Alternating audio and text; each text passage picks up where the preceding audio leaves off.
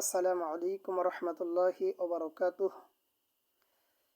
সেই মহান রাব্বুল আলমিনের দরবারে শুকরিয়া জ্ঞাপন করছি যে আল্লাহ তাআলা আমাদেরকে এই পবিত্র মাহের রমজান মাসের আজকে আমরা 24তম রোজা রাখলাম। আল্লাহ তাআলা আমাদেরকে সুস্থ সবল শরীর রাখার তৌফিক দান করলেন, সেজন্য সেই আল্লাহ পাকের দরবারে শুকরিয়া জ্ঞাপন করছি আলহামদুলিল্লাহ। আজকে আমি আলোচনা করব তিনটি আমল সম্পর্কে, যে তিনটি আমল করলে অল্প আমল কিন্তু সওয়াব অধিক পরিমাণ সওয়াব। সেই অল্প আমলে অধিক সওয়াব, সেই তিনটি আমল সম্পর্কে আজকের আলোচনা। রাসূলুল্লাহ সাল্লাল্লাহু আলাইহি ওয়াসাল্লাম একদিন সাহাবাদেরকে নিয়ে আলোচনা করতেছেন। এমন সময় এক যুবতী মহিলা এসে বললেন, ইয়া রাসূলুল্লাহ, আপনার সাহাবাদের মধ্যে এমন কোনো সাহাবা আছে যে আমার তিনটা শর্ত পূরণ করবে? যদি আমার তিনটা শর্ত পূরণ করতে পারে, আমি তার কাছে বিবাহ বন্ধনে আবদ্ধ হব। রাসূল সাল্লাল্লাহু আলাইহি ওয়াসাল্লাম বললেন, তোমার তিনটা শর্ত বলো। যুবতী মহিলা বললেন, ইয়া রাসূলুল্লাহ, আমার 1 নম্বর শর্ত হলো সারা বছর রোজা রাখতে হবে। 2 নম্বর শর্ত হলো সারা রাত ইবাদত করতে হবে। 3 নম্বর শর্ত হলো পূর্ণ কোরআন এক খতম করার সওয়াব অর্জন করে সে ঘুমাবে। এই তিনটা শর্ত যদি আপনার কোনো যুবক সাহাবার ভিতরে থাকে, তাহলে আমি তার কাছে বিবাহ বন্ধনে আবদ্ধ হব। রাসূল সাল্লাল্লাহু আলাইহি ওয়াসাল্লাম সাহাবাদেরকে লক্ষ্য করে বললেন, তোমাদের মধ্যে এমন কোনো যুবক সাহাবা আছো? যদি থাকো দাঁড়াও, যে এই মহিলার 3টি শর্ত পূরণ করতে পারবা। এক সাইড থেকে এক সাহাবা দাঁড়িয়ে বললেন, ইয়া রাসূলুল্লাহ, আমি পারবো। রাসূল সাল্লাল্লাহু আলাইহি ওয়াসাল্লাম ওই যুবতী মহিলার সঙ্গে ওই সাহাবার বিবাহ দিয়ে দিলেন। কিছুদিন যাওয়ার পরে মহিলা লক্ষ্য করে তার স্বামী একটা শর্ত পূরণ করে না। প্রতিদিন রোজা রাখে না, সারা রাত্র ইবাদত করে না, কোরআন শরীফ খতম না করেই ঘুমিয়ে যায়। কিছুদিন যাওয়ার পরে রাসূল সাল্লাল্লাহু আলাইহি ওয়াসাল্লামের কাছে বিচার নিয়ে আসলেন, ইয়া রাসূলুল্লাহ, কেমন সাহাবার কাছে আমার বিবাহ দিয়ে দিলেন, সে তো আমার 3টি শর্তর একটি শর্ত পূরণ করছে না। রাসূল সাল্লাল্লাহু আলাইহি ওয়াসাল্লাম বললেন, তোমার স্বামীকে ডেকে নিয়ে আসো। তার স্বামী আসলেন।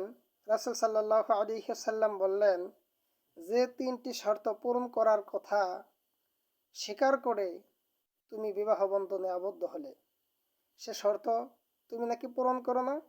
রাসূল সাল্লাল্লাহু আলাইহি ওয়াসাল্লামকে যুবক সাহাবা বলেন, ইয়া রাসূলুল্লাহ, আপনার পবিত্র জবান থেকে আমি শ্রবণ করেছি, আপনি বলেছেন যে ব্যক্তি রমজান মাসের একদিন রোজা রাখলো, সে যেন রমজানের বাহিরে 10টি রোজা রাখলো। ইয়া রাসূলুল্লাহ, আপনার পবিত্র জবান অনুযায়ী আমি রমজান মাসের 30টা রোজা রাখছি, অতএব অন্য দিনগুলিতে 300 রোজা রাখছি। ইয়া রাসূলুল্লাহ, আপনার পবিত্র জবান থেকে আপনি বলেছেন পুরা 1 মাস রোজা রাখার পরে শাওয়াল মাসে যে ব্যক্তি 6টা নফল রোজা রাখবে, প্রত্যেকটা রোজার বিনিময়ে অন্য মাসে 10টি রোজার সওয়াব তার আমলনামায় লিখে দেওয়া হবে।